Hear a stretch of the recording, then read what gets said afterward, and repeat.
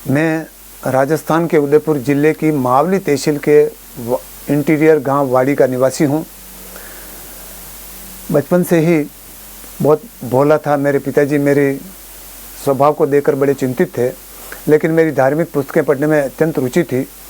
8वीं कक्षा में ही मैं गीता प्रेस की कल्याण का ग्राहक बन चुका था और लगभग मैट्रिक में आते आते मैंने रामायण, महाभारत और भी उपनिषद कई पुस्तकों का अध्ययन कर लिया था। जब कॉलेज में पढ़ रहा था उस समय मैंने एक रेलवे स्टेशन पे विवेकानंद की किताब को देखा, तो उस फोटो से आकर्षित होकर के टाइम पास करने के लिए वो किताब खरीद ली। मैं रेलवे में यात्रा करते समय वो पढ़ी तो मैं बहुत आकर्षित हुआ उस भाषा से। और फिर विवेकानंद के बहुत कुछ साहित्य मैंने किताबें क्रमशः ज्ञान योग, राज योग, कर्म योग, भक्ति योग, प्रेम योग, विवेकानंद के भाषणों का ही संकलन था वो, लेकिन वो मैंने सारे पढ़े और मेरे मन में बहुत उत्कट अभिलाषा हुई कि ऐसे कोई गुरु इस संसार में हो तो मैं उनका शिष्यत्व ग्रहण करूं। और इस उत्कट अभिलाषा को लेकर मैं उदयपुर सूचना केंद्र में लाइब्रेरी में पढ़ रहा था और ऊपर एक कोई उद्बोधन चल रहा था। एक राजयोग लिखा हुआ होने के कारण मैं उस मिशन में गया। मैंने सोचा था कि वही पतंजलि वाला अष्टांग योग की पद्धति से ये भी सिखाते होंगे और कुंडलिनी जागरण गुरु के सानिध्य में ही होता है, इसलिए मैं भी सोचा था कि ये भी कुंडलिनी जागरण कराएंगे। इस हिसाब से उस मिशन में गया। लेकिन थोड़े दिन रहने के बाद में मुझे ऐसा लगा था कि मैं जैसे इस मिशन में फंस गया हूँ। यहाँ का ज्ञान और मेरे जो प्रारब्ध का जो पूर्व का ज्ञान था, जिस मद भगवत गीता को मैंने रट करके याद कर रखी थी, उस पर क्रिटिसिज्म सुन करके फिर बाद में मेरे में अंतर्द्वंद पैदा हुआ और जिसके कारण मेरी नींद हराम हो गई। यानी कि मैं रात दिन उसी अंतर्द्वंद में मैंने जिसको गुरु माना उसकी बात और जो पहले की बात थी उसमें कंट्रोवर्सी होने के कारण मुझे नींद नहीं आती थी। मैं रात दिन में जगा हुआ रहता था। मेरे पड़ोसियों ने देखा उदयपुर, जब मैं स्टूडेंट था कॉलेज का, तो रात दिन जगा हो ही पाया। तब मैंने निश्चय किया था कि मैं क्या करूं, मैं या तो इस मिशन को छोड़ूं या मैं इसको करूं, क्या करूं। तो क्योंकि बचपन में ऐसा था कि गुरु जैसा कहे वैसा करना, सत्य काम उपमन्यु आरुणी गायें चराते हुए आत्मज्ञान प्राप्त किया था। तो मैंने सोचा था हो सकता है इनके मार्ग में ही आत्मज्ञान मिलता हो। तो मैंने उसको जूं उसकी एकाग्रता उसमें अटेंटिव होता गया, क्यों मेरा अंतर्द्वंद बढ़ता गया और मेरा नींद हराम हो गई। फिर कुल मिला करके मैंने मौन धारण कर लिया। फिर पड़ोसियों ने मेरे घर वालों को, उस समय फ़ोन नहीं थे, एक आदमी को भेज करके मेरे गांव में सूचना दी कि आपका बेटा संभालो, इसके तो सोता ही नहीं है, 24 घंटे जगता हुआ रहता है। मेरे पिताजी आए और उसके बाद में तो गांव जाने के बाद में जाड़ फुंकार और देवी देवरों में वो शुरू हुआ और मैं 1 साल तक मैं पागल रहा और किसी प्रकार धीरे धीरे मैं नॉर्मल हुआ। और होने के बाद मैं खेती बाड़ी करने लगा, पढ़ाई छूट चुकी थी। और फिर Dariba mines Hindustan zinc limited में मेरे साधु जी, वहाँ पर मुझे बुलाया था कॉन्ट्रैक्टर कंपनी में कोई वांट्स होने के कारण। वहाँ मैंने उनके क्वार्टर में रहता था, तो वहाँ पर गुरुदेव की माता जी की और गायत्री माता की तस्वीर देखी थी। उन्होंने मुझे कहा था कि ये गुरुजी हैं, ये वो हैं, लेकिन क्योंकि मैं पहले मिशन में वो खौफ खा चुका था, इसलिए मेरे मन में ये था कि मुझे किसी मिशन में नहीं जाना। मैं अपने हिसाब से ठीक हूँ। मैं कल्याण पत्रिका पढ़ता था, गीता और रामायण का मेरा अच्छा स्वाध्याय था। वहाँ यज्ञ कराते थे तो मेरा मंत्रोच्चारण देख करके वो बहुत प्रभावित थे और वो बार बार कहते थे अखंड ज्योति देखो, इसको पढ़ो तो सही, इसको पढ़ो तो सही। लेकिन मेरे मन में यह था कि मुझे किसी मिशन में नहीं जाना। मैं क्योंकि दूध को जला छाछ को भी फूंक फूंक कर पी रहा था, तो मैंने नहीं पढ़ी। इस प्रकार सिलसिले में 8-10 महीने हो गए और यूँ करते करते अप्रैल 1985 की अखंड ज्योति, जो बाद में वसीयत और विरासत पुस्तक के रूप में प्रकाशित हुई, तो उस अखंड ज्योति को लेकर के सब ने मुझे कहा था मोहन जी ये किताब पढ़ी नहीं पढ़ी, ये पढ़ो आप, ये पढ़ो आप। तो मैं नहीं पढ़ी तो मैं हाँ भी नहीं कह सकता था। लेकिन चारों तरफ से सब ने मुझे घेरा, तो मैंने इनका पिंड छुड़ाने के लिए मैंने सोचा मैं एक पैराग्राफ या एक पेज पढ़ लेता हूँ और फिर बाद में कोई मुझे बोलेगा पढ़ी तो मैं तुरंत कह दूँगा हाँ उसमें ये लिखा है, यूँ करके वो सोच लेंगे कि मैंने पढ़ी दिखती है। तो इस प्रकार मैंने अनमने भाव से उस अखंड ज्योति पत्रिका का पहला पेज, जिसमें एक पैराग्राफ मुझे पढ़ना था, जिसमें गुरुदेव ने लिखा था जीवन का स्वर्णिम सूर्योदय, और वहाँ पर गुरु सत्ता ने ये लिखा था कि 15 वर्ष की आयु में हिमालय की ऋषि सत्ता उनके समक्ष प्रकट हुई और उन्होंने उनके गुरुदेव का परिचय बताते हुए पूर्व 3 जन्मों का संस्मरण कराया। और ये 3 जन्म जो समर्थ रामदास, संत कबीर और रामकृष्ण परमहंस, ये जब मैंने पढ़ा तो मेरी इनके तीनों का जन्म और पूरे जीवनी मैंने कल्याण में पढ़ चुका था। मैं उस दिन बहुत खुश हुआ और मेरे मन में ये लगा था कि मुझे एक सच्चे गुरु की जिसकी तलाश थी वो मेरे पीछे पीछे और मैं आगे आगे भाग रहा हूँ। उस दिन सच्चे अर्थों में मेरे मन में उत्कट अभिलाषा हुई थी कि ऐसे गुरु जो स्वयं भगवान के रूप में है, क्योंकि विवेकानंद की जो स्तुतियाँ रामकृष्ण परमहंस के लिए पढ़ी थी, तो जो राम थे, जो कृष्ण थे, वही रामकृष्ण परमहंस थे और वही हमारे गुरुदेव पंडित श्री राम शर्मा आचार्य। ये जान करके मुझे इतना आनंद की अनुभूति हुई कि अब मैं गुरुदेव के दर्शन के लिए बेताब हो उठा। लेकिन तब तक गुरुदेव सूक्ष्मीकरण साधना में जा चुके थे। मैं यहाँ पर आया और यहाँ पर मैंने दीक्षा ली थी। उनके कहे गए वो एक एक शब्द मुझे आज भी याद है और जैसा उस दीक्षा में कहा गया वैसा अनुपालन मैं करने लगा। और मैं उस समय एक ठेकेदारी कंपनी का मजदूर था। एक 8वीं पास माइनिंग मेट मुझे कहता था कि लंबू इधर आ, ये नाली साफ कर दे। इस प्रकार मैं पत्थर डालने वाला निरा मजदूर था। मैंने अपने जीवन में सपने में भी नहीं सोचा था कि इस माइंस के इस पत्थरों से मेरे जीवन में कभी बाहर भी निकल पाऊंगा। लेकिन मैंने दीक्षा ली और साधना करने लगा तो गुरु कृपा से मेरा भोलापन वो सब दूर हुआ और धीरे धीरे प्रतिभा विकसित होने लगी। और जबकि एक ठेकेदार का मजदूर होते हुए भी एक बार सेफ्टी वीक मनाया जा रहा था, उसमें सारे कंपटीशनों में मैं प्रथम आया था। लेकिन ये सारा श्रेय गुरुदेव को जाता है। मैंने बीमारी के कारण वो नौकरी छोड़ दी थी। गायत्री शक्तिपीठ राजसमंद के श्री घनश्याम जी पालीवाल को पता चला कि मैंने नौकरी छोड़ी, तो उन्होंने मुझे बुला करके हाथ में जल दे करके संकल्प कराया था कि बोलो मैं शक्तिपीठ पर समयदान दूंगा। तो मैं शक्तिपीठ पर आया। उन्होंने मुझे विद्यालय में रखा और विद्यालय में आया तो मेरे मन में ये भाव हुआ था कि सबसे लंबा मैं और सबसे कम योग्यता वाला मैं और बाकी सबके सब ये ठिंगने आदमी सब ग्रेजुएट है। तो वहाँ पर एक प्रधानाध्यापक जी थे मगनीराम जी गर्ग, उन्होंने कहा था कि मोहन जी आपकी प्रतिभा को हम चैलेंज नहीं कर रहे हैं, लेकिन पढ़ने की कोई उम्र नहीं होती है, अब भी पढ़ सकते हैं। तो उन्होंने जब फार्म भरवाया और आप देखिए कि 76 में मैंने 10वीं पास की थी और 98 में 22 साल के बाद में वापस पढ़ाई शुरू करके मैंने 12वीं पास की और क्रमशः फर्स्ट ईयर सेकंड ईयर और ग्रेजुएट होकर के पोस्ट ग्रेजुएट मैंने एमए किया, एमएड बीएड किया और आज मैं एक सीनियर सेकेंडरी स्कूल का प्रिंसिपल बन गया। और इतना ही नहीं, नगर में ये साहित्यकार परिषद में और मुझे कई इसमें इनाम मिल चुके हैं। गीत, कविताएं, स्क्रिप्ट और बहुत सारी कहानियाँ वगैरह लिखी हैं और पत्रिकाओं में प्रकाशित भी हुई हैं। लेकिन ये सारा श्रेय गुरुदेव को है, क्योंकि मेरे घर वालों ने तो मुझे भोला समझ करके मेरे ऊपर कोई जिम्मेदारी नहीं रखी, इसलिए घर की जिम्मेदारी मेरे ऊपर बहुत कम शुरू से ही रही। और मेरे पत्नी और बच्चे भी बड़े संस्कारित, जिन्होंने कई लोगों के बारे में मैं सुनता हूँ कि गायत्री परिवार से जुड़े तो कहीं पत्नी का सहयोग नहीं रहा या घर वालों ने विरोध किया। मेरे साथ में ऐसा कुछ नहीं हुआ। मेरे साथ में, मेरे परिवार के साथ में मेरा गांव और इतना ही नहीं, मेरी जाति और जितने भी मेरी बिरादरी के लोग हैं उन सब का मेरे साथ में पूरा सपोर्ट रहा है। घटना सन 97 की है।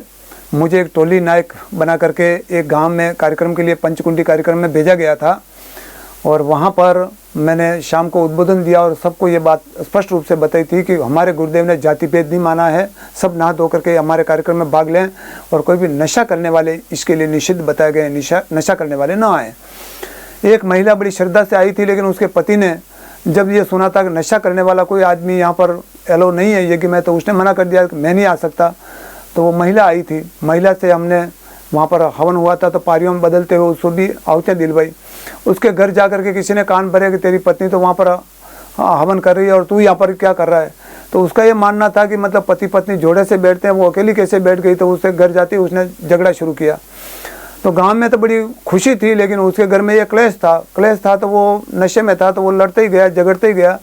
और फिर बाद में उस महिला, नाम सुगना देवी था, यादव, सुगना देवी यादव उसका नाम था, और उसने उसके मन में यह संताप हुआ था कि हे गायत्री माता, तेरी शरण में भी शांति नहीं, अब मैं जी करके क्या कहूँ। ऐसा सोच करके वो मतलब घर से निकल गई और आधी रात में चुपचाप जा करके उसी के कुएं में गिर गई थी। और वो साल 97 का था जहाँ भयंकर अकाल थे, लोग टैंकरों से पानी पीते थे, कुएं में भी पानी नहीं था, उबड़ खाबड़ नीचे चट्टान थी, 90 फीट गहरा कुआं, नीचे उबड़ खाबड़ चट्टान और बीच में गर्डर लगे हुए, मोटर टंगी हुई, यानी गिर करके चीथड़े बिखर जाने चाहिए थे। वहाँ पर वो महिला कहती है कि जगदम्बा ने मुझे जेल लिया और मेरे कहीं न तो खरोंच आई, न चोट लगी और न मुझे कहीं उस कुएं में डर लगा। मुझे गुरुदेव की ओर इशारा उस फोटो को बता करके कह रही थी कि गुरुदेव ने मुझे कहा था कि बेटी सो जा, तुझे निकाल लेंगे। जब मुझे ऐसा कहा तो मैं तो सो गई थी, आपकी आवाज़ सुन करके मेरी नींद जगी। तो इस घटना से मतलब पूरे गांव में ये लोगों का ये दृढ़ विश्वास हो गया कि गुरुदेव की लक्ष्मण रेखा में जो कार्यक्रम होते हैं वहाँ पर किसी का बाल भी बांका नहीं हो सकता। अगर कहीं न कहीं कोई ऐसी घटना कभी कोई होती है तो हमारा ये दृढ़ विश्वास है कि अगर कोई दुर्घटना हुई, कुछ ऐसा हुआ तो कहीं न कहीं गुरुदेव की लक्ष्मण रेखा से चूक हुई है। क्योंकि ऐसा मैंने कहीं न कहीं सुना था कि गुरुदेव ने कहा बेटा हमारी लक्ष्मण रेखा में रहोगे तो सुरक्षित रहोगे, और इससे बाहर निकल गए तो फिर बाद में हमारी गारंटी नहीं। कुछ ऐसा हुआ कि मेरे अंतःकरण में बैठा हुआ था तो वो तरोताज़ा हो गया, और तब से मैं 97 से मेरे मन में आज भी ये दृढ़ धारणा है कि गुरु सत्ता की जहाँ कार्यक्रम होता है, जहाँ पर उनके अनुशासन में जो कुछ भी कार्यक्रम होता है वहाँ पर कहीं पर भी किसी का बाल भी बांका नहीं हो सकता। घटना 2008 की है। 21 अक्टूबर 2008 जिला कलेक्टर श्री नवीन जैन ने एक मेले में सांस्कृतिक कार्यक्रम के लिए जिले के टॉप 10 स्कूलों के प्रिंसिपलों को बुलाया। तो उसमें टॉप 10 में हमारा गायत्री विद्या मंदिर भी आता था।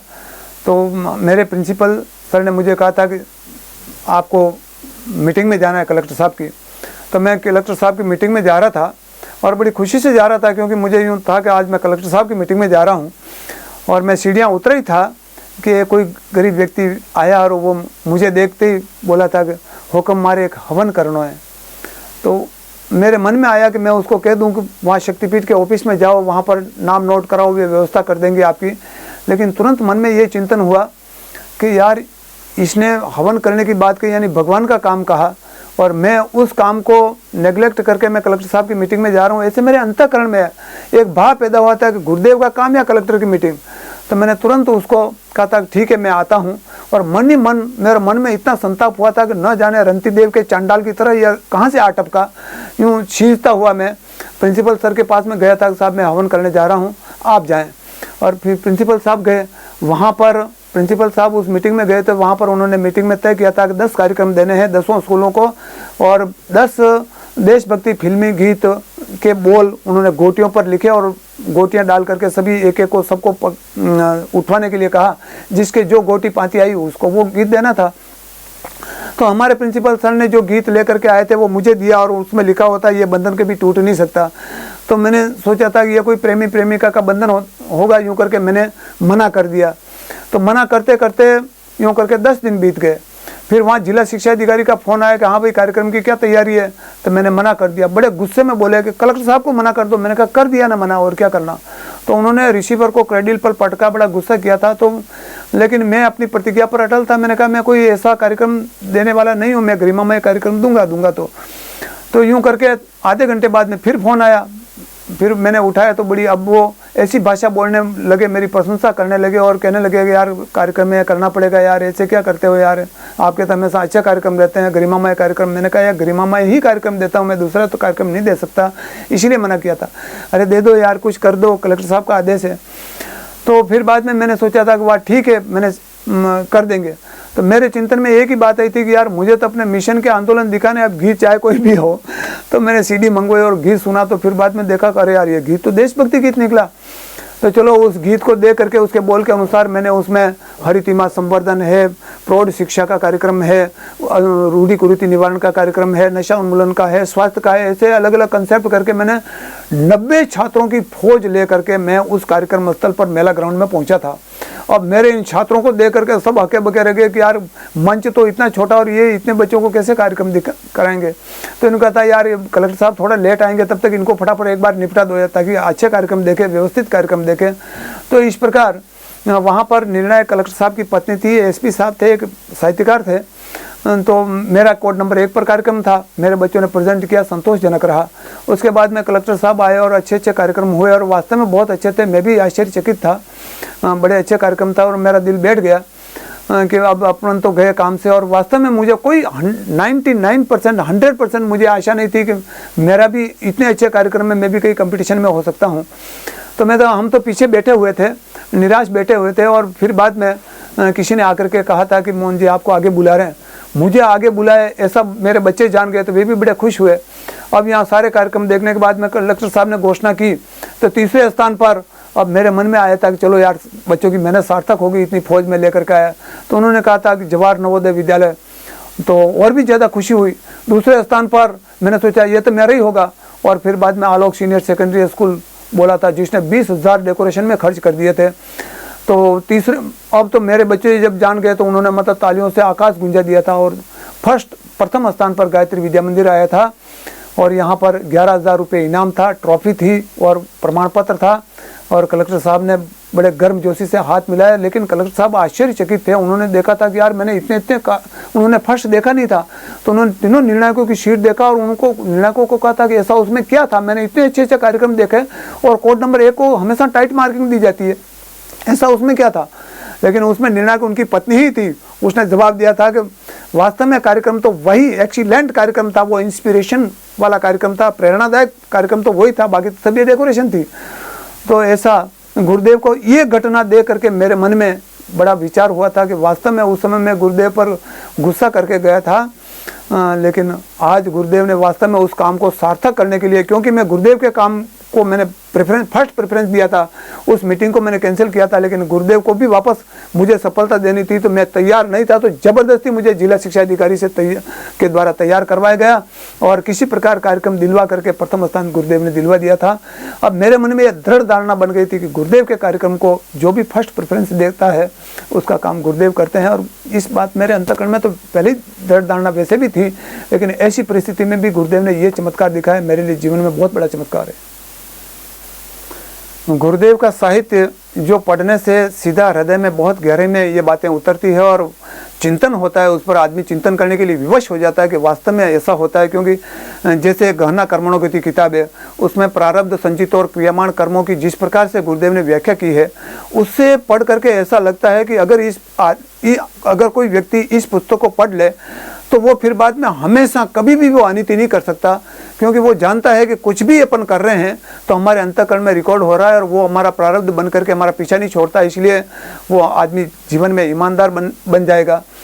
गुरुदेव ने जैसा एक आत्मा व आर्य ज्ञातव्य किताब लिखी है, उसमें जिस प्रकार का गुरुदेव ने वर्णन किया है कि वास्तव में इस संसार में सुख और शांति की उपलब्धि किस प्रकार हो सकती है, याज्ञवल्क्य और मैत्रेयी के संवाद के माध्यम से उन्होंने स्पष्ट किया कि वास्तव में जीवन में आनंद और सुख चाहते हो तो अपने आप को पहचानो। आत्मा व आर्य ज्ञातव्य, श्रोतव्य, मंतव्य, निधिध्यासितव्य।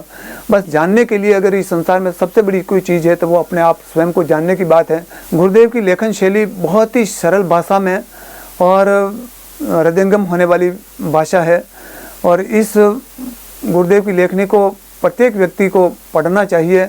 और मेरा तो ये निरंतर प्रयास रहता है कि मैं अगर मेरे कोई मित्र है, कोई भी मेरे से कोई जयराम जी की करता है और मौका मिलता है तो मैं ज़रूर उसको गुरुदेव की छोटी मोटी किताब भी मैं उसको देता हूँ और वो मैं रिकमेंड करता हूँ कि आप इसको पढ़िए।